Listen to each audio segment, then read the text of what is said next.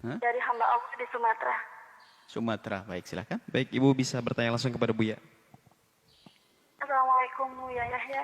Waalaikumsalam warahmatullahi wabarakatuh. Semoga Allah selalu melindungi Buya Yahya dan keluarga tercinta. Amin, Ya Rabbal Alamin. amin, amin ya rabbal alamin. Buya, saya mau bertanya. Saya sudah berumah tangga kurang lebih 12 tahun. 20. 12 tahun. Baik. Dan Suaranya hilang. Suaranya tidak jelas. Mic-nya didekatkan. ya, Buya, Ya, baru jelas ya. Dia 12 tahun terus? mungkin sekitar 11 tahunnya Ya. itu saya banyak berbohong dengan suami saya. Dalam hal apa Jadi ini mohon maaf? Berbohong dalam hal apa? Berbohongnya, jadi saya dulu menikah itu tidak ada rasa cinta. Tidak ada? Tidak ada rasa cinta. Di waktu menikah tidak ada rasa cinta. Tidak ada? Dan saya sering Baik, berbohong baik. dengan suami. Saya sering teleponan dengan laki-laki lain. Dan di waktu tahun Sebentar, saya tutup dulu. Sebentar, saya jangan bicara dulu. Jika saya paham masalah bohong. Terus setelah itu, kalau kebohongan misalnya pernah punya dosa kepada Allah, memang tidak perlu bercerita kepada suami. Jangan dilanjut. Kami tidak ingin Anda membuka aib Anda di sini. Kami tidak ingin Anda membuka aib Anda di sini. Anda cerita terus, lanjutkan. Tapi kalau bicara tentang masa lalu Anda yang jelek, khawatir ada yang mengenal identitas Anda nanti. Iya. Dan saya pernah Baik. melakukan dosa. Itu kalau saya jujur sama Baik. suami saya. Sudah, cukup. Saya paham. Paham ya? Cukup. Iya. Cukup. Kalau jujur sama suami saya takut ibu saya malu. Itu saya bagaimana, Bu ya? Baik. Ya, saya paham. Baik. Jadi saya ingin jujur karena saya salah dengan suami, saya pernah bohong sama suami, saya ingin jujur sama beliau. Baik. Apapun kata beliau akan terima. Baik. Nanti bagaimana dengan bapak ibu saya pasti akan malu. Saya bingung, Bu ya. Baik. Tapi saya ingin jujur. Ya, cukup. Saya paham. Baik. Jadi saya Cukup. mohon penjelasan dari Baik. Buya. Baik. Baiknya saya bagaimana? Baik. Cukup? Ya. Cukup, Buya. Baik. Dengar baik-baik. Assalamualaikum. Ya. Waalaikumsalam warahmatullahi wabarakatuh. Dengar baik-baik. Siapa yang tidak pernah punya kesalahan? Semua dari kita punya kesalahan. Tapi orang yang hebat adalah di saat bersalah dia bertobat dan menyesali. Kami tidak ingin tahu kebohongan Anda dalam hal apa. Yang Anda anggap bersalah dengan suami dalam hal apa, kami tidak ingin tahu itu. Kalau kebohongan Anda misalnya, Anda tidak berterus terang tentang masa lalu Anda yang kotor, yang jelek mungkin. Mohon maaf. Mungkin pernah urusan dengan laki-laki dan sebagainya atau apa. Maka ketahuilah. Justru itu tidak boleh Anda ceritakan. Berterus terang tentang itu semuanya nggak boleh malahan.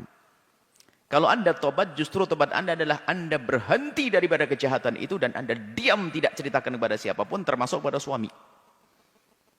Dan tinggal sekarang Anda menyesali itu semuanya, mengabdilah kepada suami dengan benar dan baik.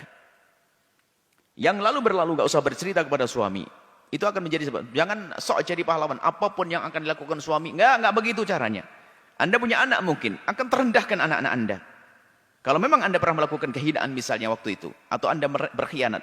Cukup tutup masalah itu. Ngadu kepada Allah. Mohon ampun kepada Allah. Tidak perlu Anda berterus terang kepada suami.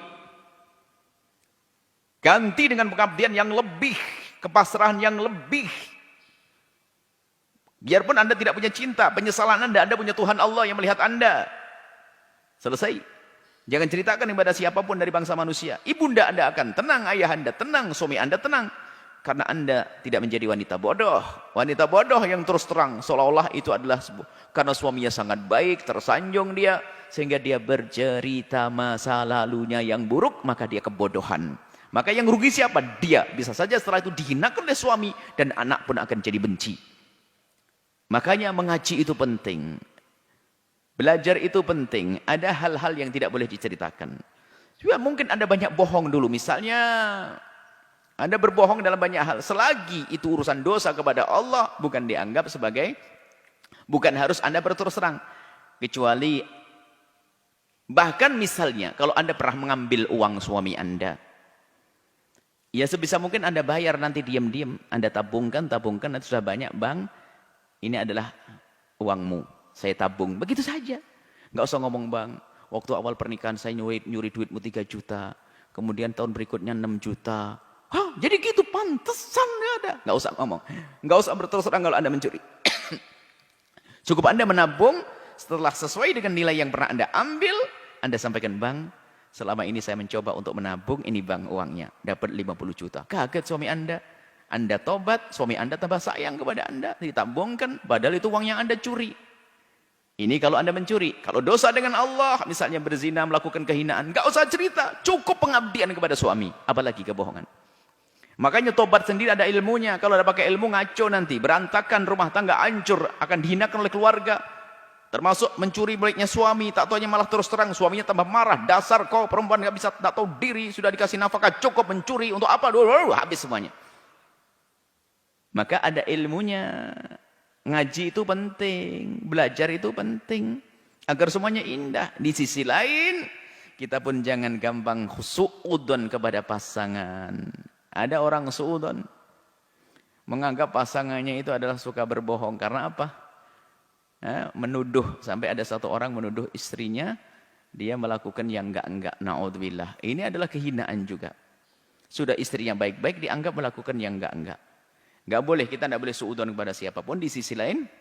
Kalau kita melakukan kesalahan. Dilihat. Cara bertobatnya harus ada. Ada ilmunya. Kalau tobat kepada Allah cukup. Jangan cerita kepada siapapun dari bangsa manusia. Kalau tobat kepada manusia, kalau ngambil uang dikembalikan dengan sembunyi, dengan halus supaya mereka tidak merasa marah dengan kita nanti karena mengetahui bahwasanya dia telah kita ambil uangnya misalnya. Seperti yang kami ceritakan tadi. Ini insya Allah. Jadi dengan cara Anda dengar ini omongan kami, insya Allah rumah Anda akan tetap indah, orang tua Anda baik dengan Anda dan dekatlah Anda kepada Allah Subhanahu wa taala. Wallahu a'lam.